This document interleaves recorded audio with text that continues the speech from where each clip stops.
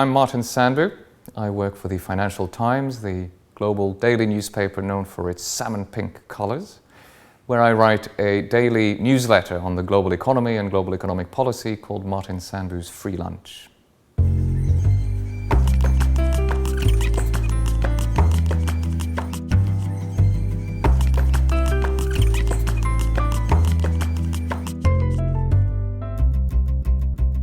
I've just written the book Europe's Orphan, a book about the crisis in the Eurozone. And I wrote it because as I've been following this economic crisis unfolding, I've thought that a lot of people have got the reason for the crisis wrong. People think the euro, the common currency for Europe, was a mistake, a disaster waiting to happen. In the book, I argue why that is wrong. Firstly, congratulations on the book. It's a tome, Thank you. and it's a huge amount of work. But what strikes me, because I always enjoy reading the preface and the acknowledgements. And one of the things that you say here when you're thanking people is you talk about your family ancestry, what Timothy Schneider calls the European bloodlines. Your mother was born in Poland to a Polish father and a Ukrainian mother who had both met in a forced labour camp in Nazi Germany. And then you go on to say that background brings with it a visceral understanding of what European unification or its failure means. Then you say, I know in my bones how much the European project matters. So you write Europe's Orphan. Tell us what Europe's Orphan is. Europe's Orphan is what I call the euro itself, this project to come together and create a single currency for, in principle, it could have been every European country. In practice, it was 11 and 12. Now it's become 19. The UK is obviously outside. The Scandinavian countries are outside. This was the final, at least the last so far, stage of integration in Europe. And this started back in the 50s when the leaders remembered the horrors of the war. And they wanted to do something to make sure that Europe wouldn't be at war against each other again. So they started with some economic integration, trying to share resources, gradually creating a single market, and finally a common currency. There was always a political element to this. This was part of an idea that by sharing sovereignty, by deciding things together, we're going to become more harmonized, more friendly, more integrated, and more at peace, and share more prosperity. Now, there's a big argument now in Europe about whether the euro has done this.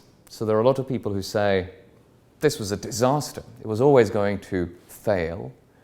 And by failing, it has actually created divisions in Europe. There are now big tensions between the countries that are credited countries that have money and have to send it or choose to send it to the poorer countries that have had crises, Greece, Ireland, Portugal, and so on. So I think both those who have always been skeptical about European unity and those who have been for it have both bought into this idea that the euro was perhaps one step too far, that the continent couldn't actually unite its currency. The only difference between the skeptics and the uniters, if you like, is that the skeptics say, too far, let's move back. The uniters say, it didn't work, so we need even more integration. Not far enough. Not far enough, exactly. That's a pretty hard political argument to sell. So you're telling unemployed Greek youth or annoyed German taxpayers that, you know what? look, we did some integration and created all these problems, so let's have some more. Let's put more things in common. More decision-making power, more money, and so on. That's unsaleable as a political message. And I think that's why you see the rise of populist movements of the right and of the left that are increasingly challenging not just the euro, but the whole idea of European unity, the EU, the European Union as a whole. Now, I think the premise of this argument is wrong. I think it's wrong that the euro had to be a failure, that has to be fixed either by pulling out of it or by pushing further. Right. And that's why I call it Europe's Orphan, because I think those who should really have defended the achievement that the euro is have kind of abandoned it. They said, all right, it was a bad idea. But now that we're here, we have to do more of the same. So in many ways, do you think that the currency or a monetary solution has become the whipping boy for failure of leadership, for failure of politics? A different word could be a scapegoat, right? It's been a scapegoat for very bad policy decisions that have made the crisis in Europe worse. And we should remember, the crisis itself started in the US. Subprime mortgages and so on, the financial system blew up. That obviously affected Europe too. It was the handling of that crisis in the context of the euro that created some huge economic hardship in Europe. But that's being blamed on the euro's design. People say there was no alternative to the things we have done, which include tightening budgets, cutting spending, not having a sufficiently strong monetary stimulus, trying to rescue the banks rather than restructure them to get them to restart with a clean slate. These are a lot of policy mistakes, and there were alternatives. The leaders could have done other things, but instead you hear there is no alternative. The only way to keep this together is for the rich countries to send more money to the poor countries, and in return for the poor countries to give up decision-making power to the strong countries. But that's not true. There were alternatives. And if alternative and better policies had been pursued, we wouldn't really be talking about the euro being in trouble. The mantra of neoliberalism, or one of them, is Tina, there is no alternative. Yes. Margaret Thatcher used it beautifully. You saying that there are alternatives. Of course there are alternatives. We can rethink all of our economies and have to now. But what you're saying is that there are ideologically informed choices made in Europe. Because if you are, actually what we're saying is you've got to come back to the economics. Not about nationalities, not about national borders, not about currencies. Actually, it's about the economics. That is a way of putting what I'm saying. Everyone says it's all about the politics. The euro was a political project, and they just didn't understand the economics. It was also a political project, but it was an economic project. And you use the word ideology, and it makes me think of John Maynard Keynes, the great British economist from the interwar era, who decried the Versailles Treaty, who created the Bretton Woods monetary system, a great economist. And one thing he said was that practical men and women, we would say today, leaders of governments, think themselves supremely pragmatic, but they're always the slaves of a defunct economist. They're the slaves of ideas that some economist wrote down before, and it's sort of been absorbed in what we think is possible and feasible. You can call it ideology, it's ideas. Ideas shape what we, and in particular what political leaders, think are the choices they have to choose between. So it defines what is possible.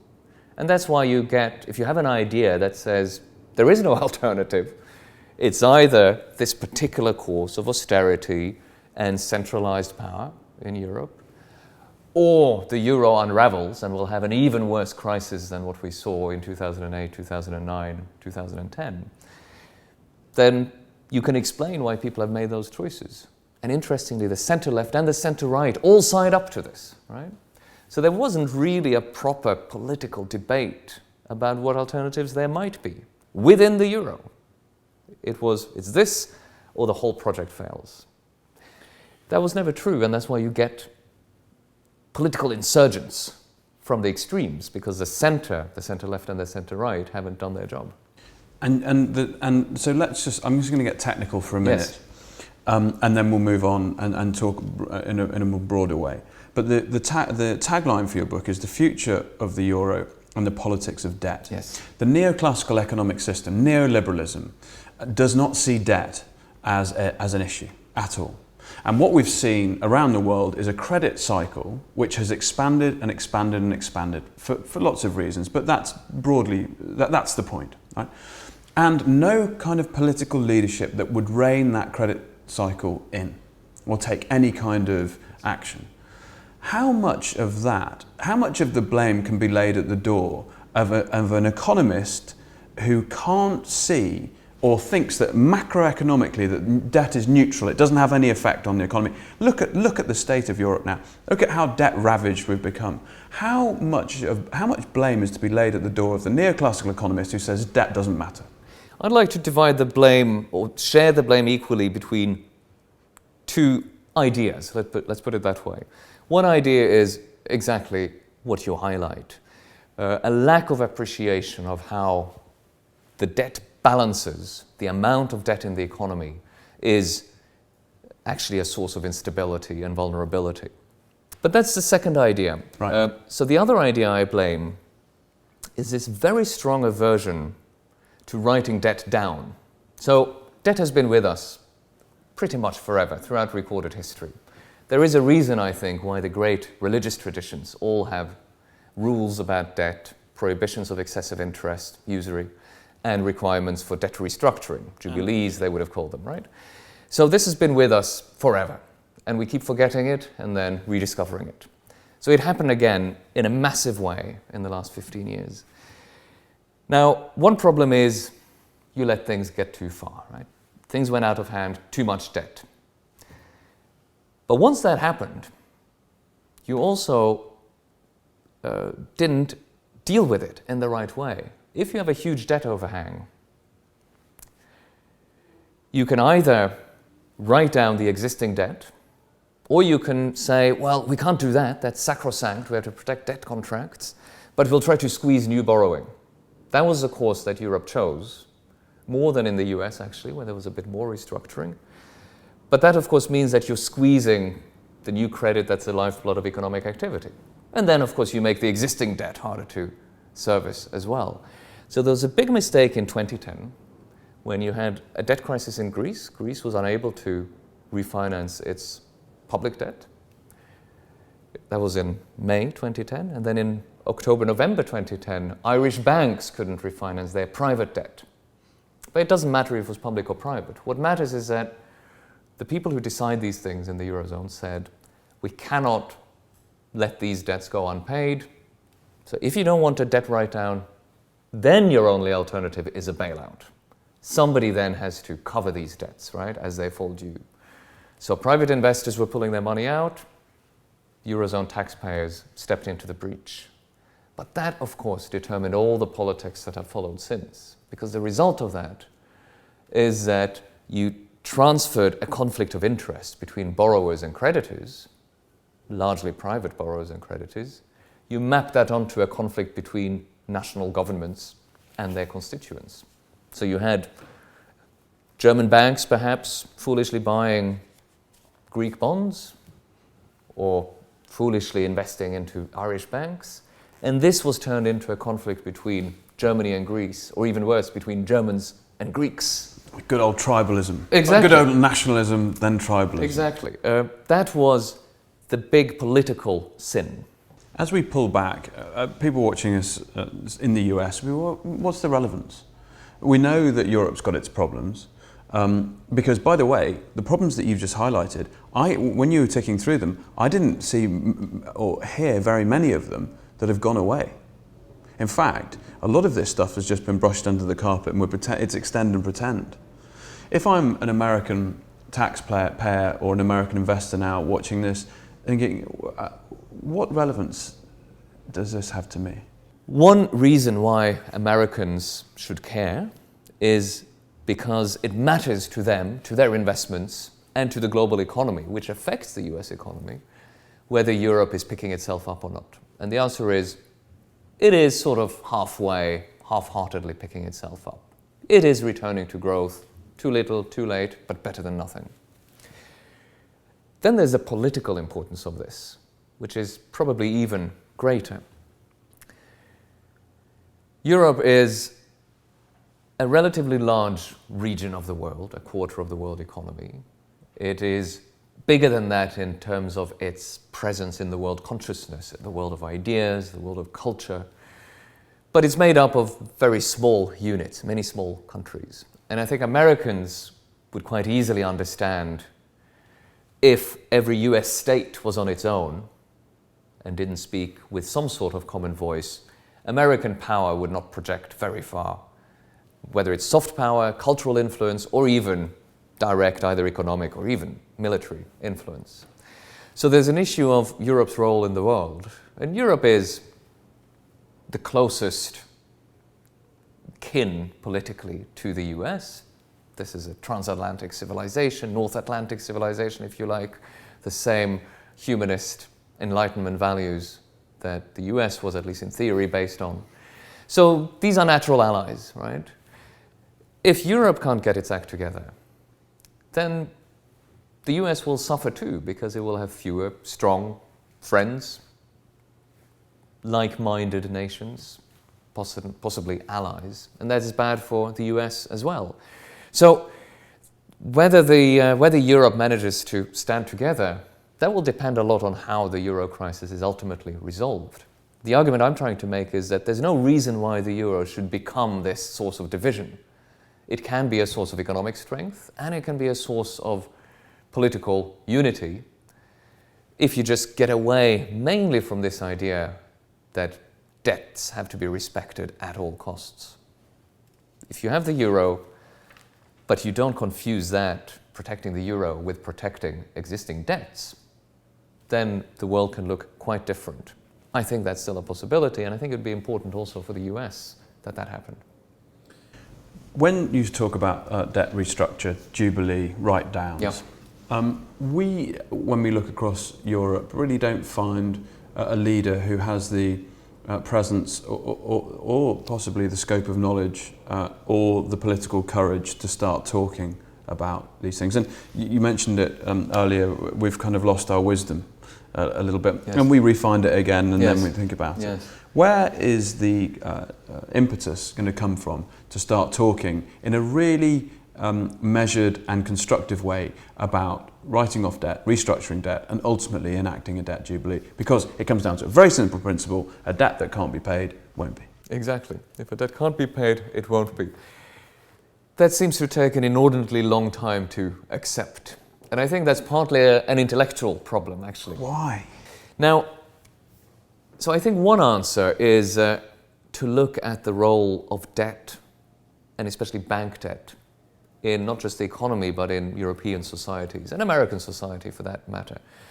But within each European country, you have a fairly close links between political elites and banking elites. Banks have often been seen almost as part of the state, and there's a sense of embarrassment if a bank fails.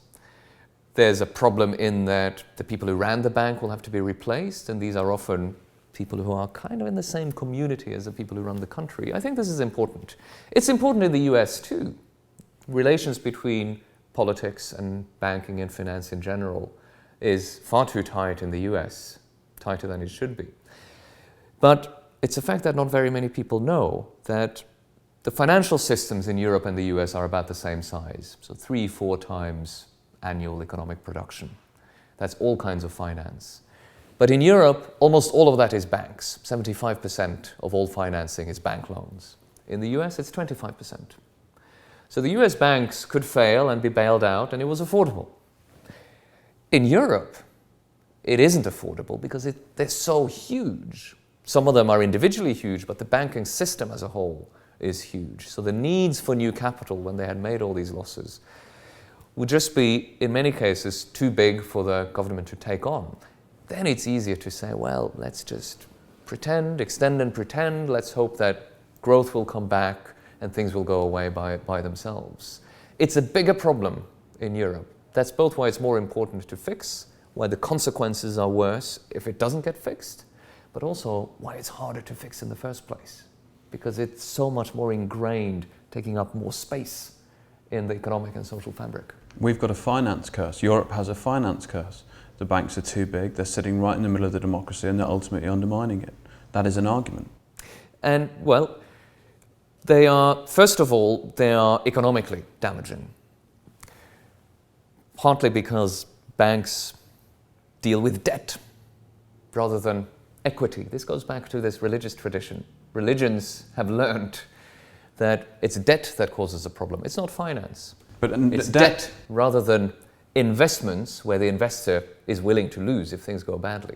So we think of that as equity stocks. But the Islamic banking system is very different. If we're going to come back to the religious, the Islamic banking system says, no, it's risk-reward. Exactly, yeah. And I think, you have the same rules in Judaism, you have the same rules in Christianity, but of course these banks, the systems, financial systems have been divorced from this. But you don't need religion to see this. I'm not a religious person. I think that these religious traditions have something important. They've found something that's clearly an important part of human activity. The way I think about it is this. What is debt? Debt is a promise to repay a certain sum on certain terms. If you have a lot of debt, there'll be a lot of these promises. But the economy might turn out differently from what we think. And when that happens, you're in a situation where it's impossible for all the promises that have been made to be honored. Breaking a promise, whether it's a legal promise, a contract, or just a moral promise, that's a serious matter. It unsettles things, it destroys relationships, or at least erodes them. It's morally and psychologically and legally significant if an explicit promise is broken. Equity investments that say, I'll put this money in here and I'll get some share of whatever the output is, but we don't know what that is, and I'm not promised a certain return. That's quite different. If things go worse than we expect, the investor is prepared for the loss. It's clear up front what's happening. And that is why economically you see that credit bubbles, debt and credit bubbles, when they burst, they're much more damaging than equity bubbles, where investors take their losses and move on. So an economy that's much more debt-based, which the European economy is relative to the US economy, is more vulnerable economically, but also politically, morally, because you get these disruptions that tear into the social fabric itself. It destroys trust, not just returns and rewards, but trust. Which arguably is a much more damaging loss. It's certainly more damaging. Well, it's damaging in two ways. It itself causes more economic trouble because it creates uncertainty and so on. But of course, in itself, a loss of trust is a genuine loss, even if you can't put a monetary value on it. And especially in the context of Europe, where the whole project has been to create more and more trust and fellow feeling across ancient national divisions, it's particularly harmful. That's why it's so tragic that this, in my view, was largely unnecessary. It would have been better to restructure the debts up front, to make a political decision together. There will be losses here, let's just decide where they're going to fall and move on. There would, of course, be a political negotiation. But you can tell the whole Eurozone crisis story as basically an example of politicians not wanting or not being able to making that decision of where the losses should fall, realize those losses, crystallize them, and then let the economy pick up and move on. Where are we going to find that pragmatist? Because what you've just fleshed out is a very, very clear and logical, dare I say it, in a sea of irrational, emotional decision-making at the moment. A very logical solution. It's the political class aren't even thinking about it. Yes. And that, by the way, is a total worry, especially with the backdrop for the impetus or the intent behind you writing this book. I think they've started to think about it a little bit.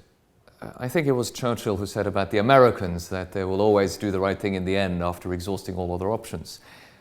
We'll have to hope that Europeans will do the same. And there are some signs of that. The Europeans have taken that to another level. Well, they have started to see, well, not all these debts are payable. Maybe a restructuring is the lesser evil or actually a good thing. So you've seen some instances of this. On Germany's insistence, Greek debt was written down in 2012. Too little, too late. And now, of course, that it's all publicly held debt, government to government debt. They don't want to write it down.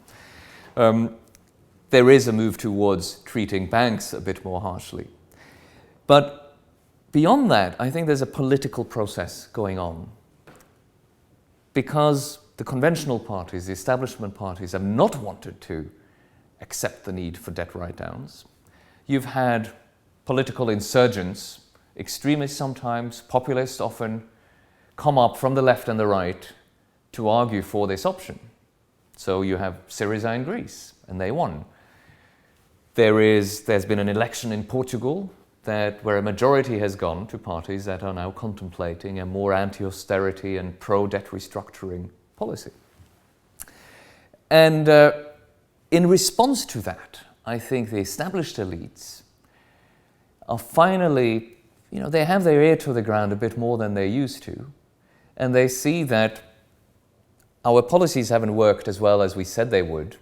Our voters see that. That's why they're abandoning us and going to the rebels, if you like.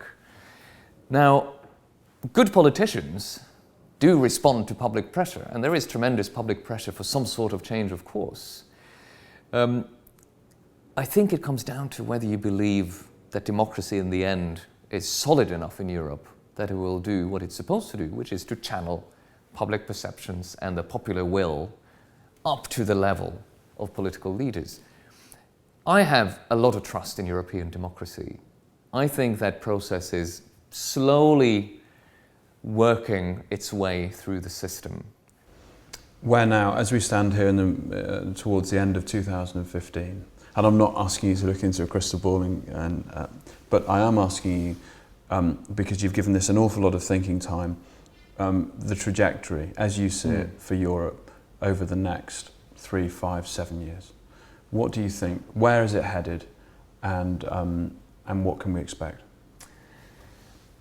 And by the way, we're going to hold you to account, right? Absolutely. Yeah. Well, one way of putting the message of my book in one slightly disappointing sentence is to say Europe is not doomed to failure. So now people might take that as a source of pessimism or of optimism. I take that to be an optimistic message. If we're not doomed to failure, then we have everything to play for, right? Others might say, well, if we're not doomed to failure, it's because our leaders were so useless that they messed up something that could have been much better. And that's depressing. But I think it's a pretty good start, at least, to reject this idea that it's bound to fail. It's not bound to fail. That's already more optimistic than most European commentators will allow, okay? That makes me think that Europe has a lot more potential for surprising us positively than negatively. Everyone is discounting Europe. And I wouldn't rule out that bad choices keep being made. But I do think people are learning. And as I said a bit earlier, I think democracy is working. These pressures, these reactions are actually doing the right job of making establishment politicians begin to change course. Timidly, not enough, not admitting that they are, but it's happening. So I'm actually optimistic. Provided we're patient, I think things will get better. Economies turn around. They go in cycles. The cycle will turn. That will make everything else a bit easier. We are at the moment of multiple crises. The refugee crisis is another one that also creates tensions between different European countries.